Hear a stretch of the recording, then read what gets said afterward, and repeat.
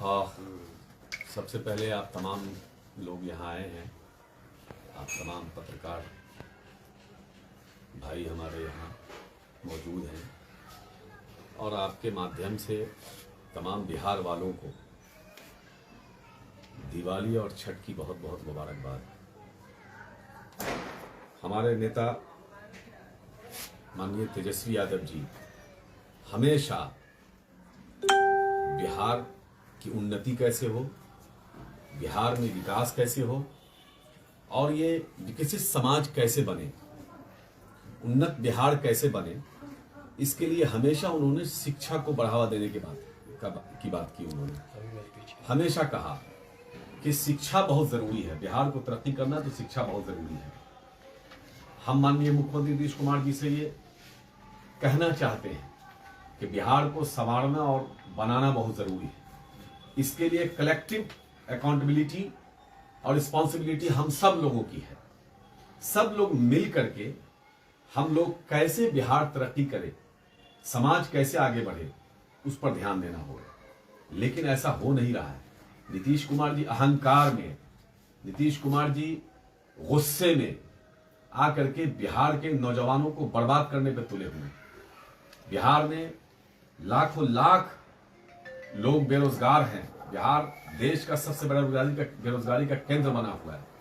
लेकिन नीतीश कुमार जी को युवाओं से नफरत है, तो सारे पद बिहार में भी खाली हैं, रिक्त पड़े हुए हैं। लेकिन सवाल यह है कि आखिर उस पर भर्ती क्यों नहीं की जा रही है। अब आज जो मैं बैठा हूं आप लोगों के सामने, विशेष तौर पर मदरसा शमशुल हुदा पटना, जो मुझे लगता है कि 100 साल पुराना मदरसा है, 100 साल से भी ज्यादा, 100 साल के करीब, 1919 में इसका जो है ये 100 साल से ज्यादा तो हो ही गया, 2000 के करीब, 100 साल से ज्यादा हो गया। तो 100 साल से ज्यादा हो गया। तो 100 साल से ज्यादा का वो मदरसा है और आज बंद होने के कगार पे है। वो कहा जाता है ना, किसी समाज को अगर दलदल में ढकेलना है, किसी समाज को बर्बाद करना है, तो उसको शिक्षा से वंचित कर दो। नीतीश कुमार जी उसी पॉलिसी पे चल रहे हैं। आखिर क्या दुश्मनी है अक़लियत समाज से, क्या दुश्मनी है मदरसों से? क्यों इसलिए दुश्मनी है कि मदारिस इस्लामिया ने पूरे देश में, देश की आजादी में एक बड़ा अहम किरदार अदा किया था।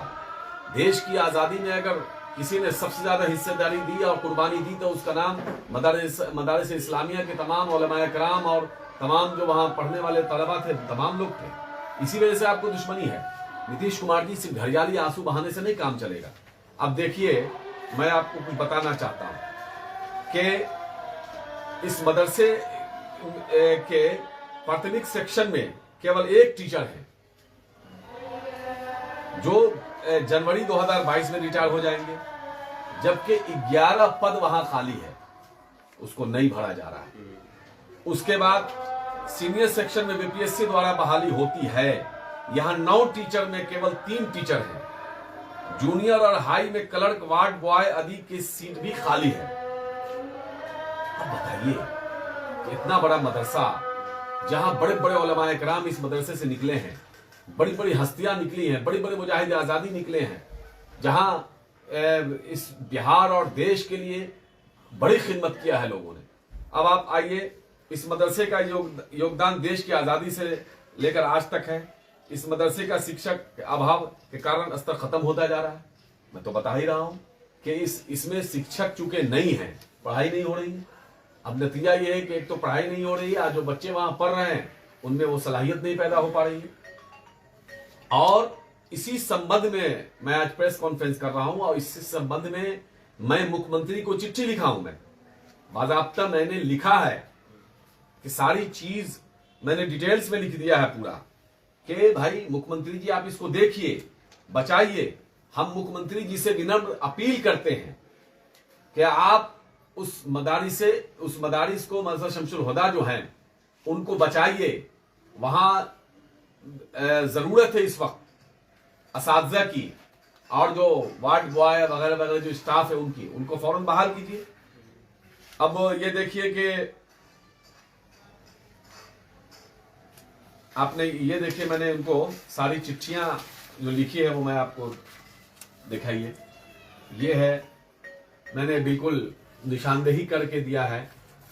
ये एक ये है, ये देखिए, ये माननीय मुख्यमंत्री जी को लिखा है। ये देखिए कौन कौन पॉइंट है, सारे पॉइंट, 2 पेज की चिट्ठी है। सारे पॉइंट को जोड़ते हुए मैंने जो बताया है, उन तमाम चीजों को जोड़ते हुए मैंने उनको ये चिट्ठी लिखी है। और यहाँ भी मैंने ये भी मैंने दिखाया आपको सारी चीज। बहुत सारे पेपर्स हैं यहाँ। उसी मदरसा शमशुल हुदा के रिटायर्ड टीचर यहाँ साइंस और मैथ पढ़ाते थे, बैठे हुए हैं आप लोगों के सामने।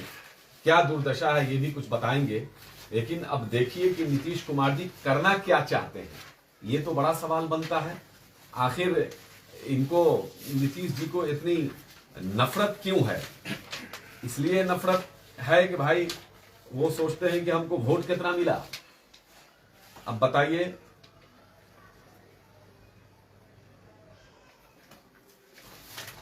एक ये देखिए, और मैं कुछ सवाल है नीतीश कुमार जी से जो मैंने उनसे खत के जरिए किया है, चिट्ठी के जरिए, लेकिन आपके द्वारा भी मैं करना चाहता हूं।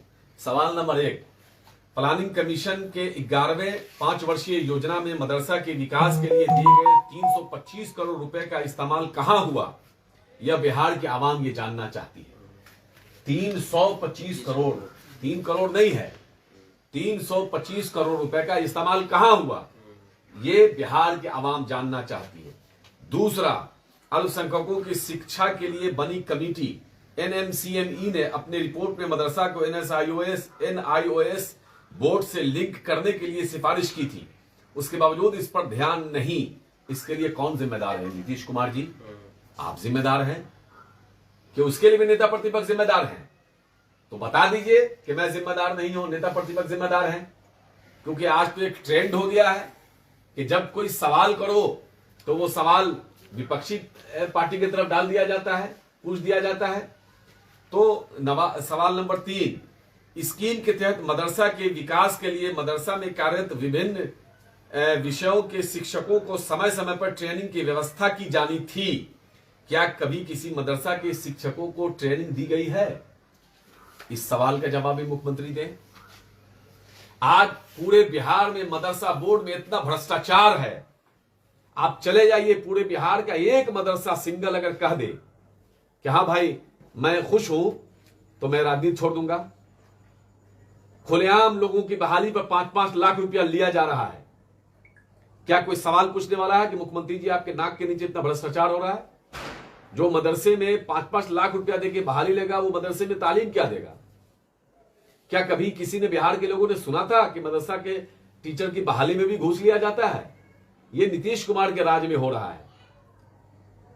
तमाम मदारिस के तमाम असातिज़ा, तमाम मदारिस के जिम्मेदारान मुख्यमंत्री के यहां, शिक्षा मंत्री के यहां दौड़ दक के थक गए। चूंकि हिस्सा मुख्यमंत्री के यहां जी पहुंचता है, हिस्सा आरसीपी जी के यहां पहुंचता है, इसलिए कोई कुछ नहीं बोल रहा है। लूट मचा के रख दिया है, मदारिस को तबाह और बर्बाद करने की एक साजिश हो रही है। मैं कहा ना, किसी कौम को अगर बर्बाद करना है तो उसको तालीम से दूर कर दो, उसको जहालत के दलदल में डाल दो, वो तालीम से दूर हो जाएगा, उसकी पूरी नस्ल की नस्ल बर्बाद हो जाएगी। तो इसलिए ये सवाल है जो मुख्यमंत्री से मैंने पूछा है आपके माध्यम से, और ये चिट्ठी भी मैं उनको भेज दिया हूं।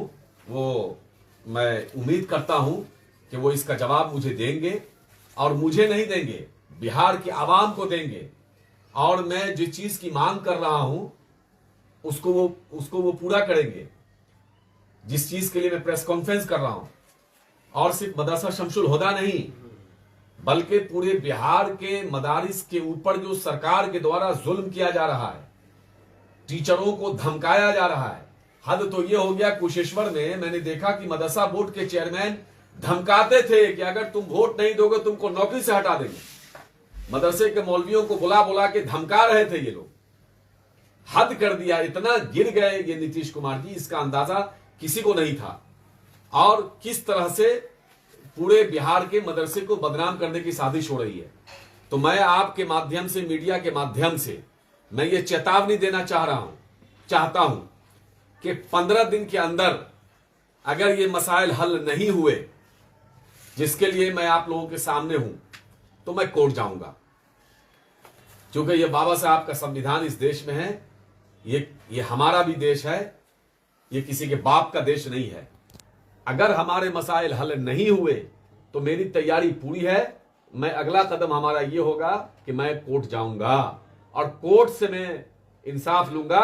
लेकिन मदरसा शमसुल हुदा सिर्फ मुसलमानों का धरोहर नहीं है, बल्कि बिहार का धरोहर है, हॉट है।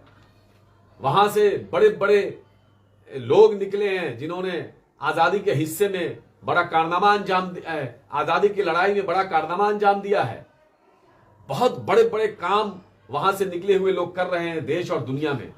उसको मैं डूबने नहीं दूंगा।